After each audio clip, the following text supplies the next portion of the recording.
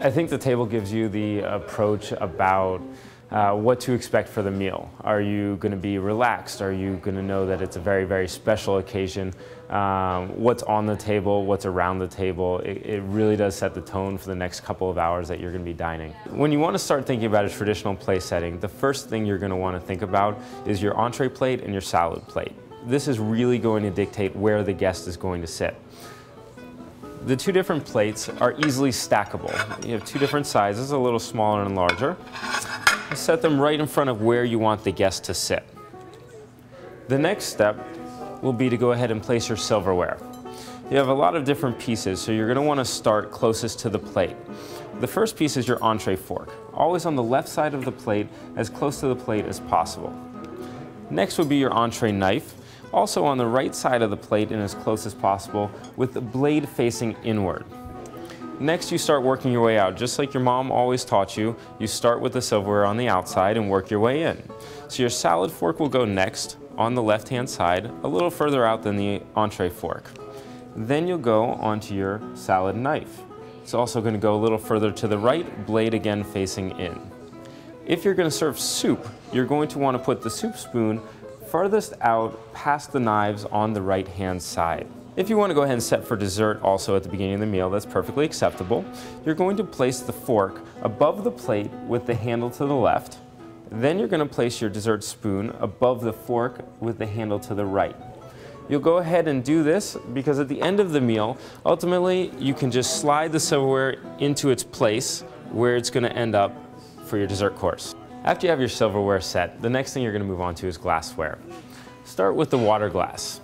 The water glass you're going to want to go ahead and put directly above the knives on the right-hand side, closest to the guest. After that, you move on to wine. You have a couple options with white and with red.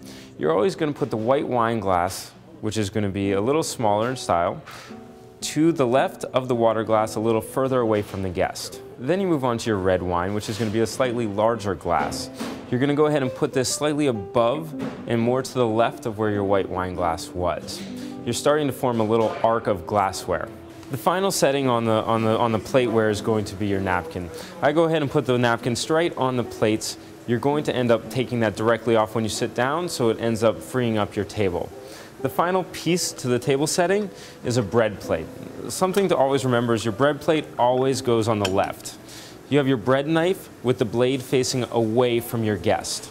So when you go out to dinner and any other time you're at a table, if you were sitting at a round table, always remember bread is on the left. So as you can see, the traditional setting does look great, but it takes up a lot of space on your dinner table. Sometimes when you do have large holiday parties and a lot of people coming over, you do need an alternative to save some space and still make sure that everything looks elegant. One alternative you have is doing a more modern minimalistic approach. In this case, you're going to want to start with your napkin in a smaller style of plate. Here, just set the small plate in front of the guest and go ahead and just lay the napkin right on top. The only other thing you really need for the table is a bread plate, which again goes on the left of the guest,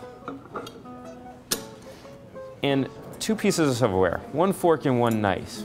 What I recommend is actually just stacking the two on the right-hand side to save a little space, and that way your guests can go ahead and feel at ease, take the silverware as they please, and enjoy their meal. To finish with your glassware, again, keep things simple. All you really need is one glass for water and one glass for wine. Water glass again above the silverware, and the wine glass slightly above and to the left. Let your guests choose whether they want white or red wine, but one glass is plenty. To finish the table, one elegant touch is a nice candle. One candle in the center of the table can kind of set the mood without going overboard. Another thing you'll notice on our table here is there is no tablecloth.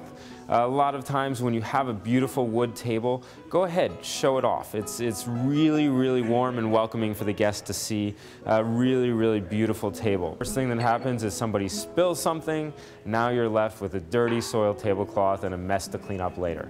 If you want to sit there and make sure that the guest is going to have a very formal experience, yes, the more details you have on the table, the more the guest is going to know what to expect. The less you put on the table, more relaxed the guest will probably end up being. Ultimately, in my opinion, the more fun you'll probably have.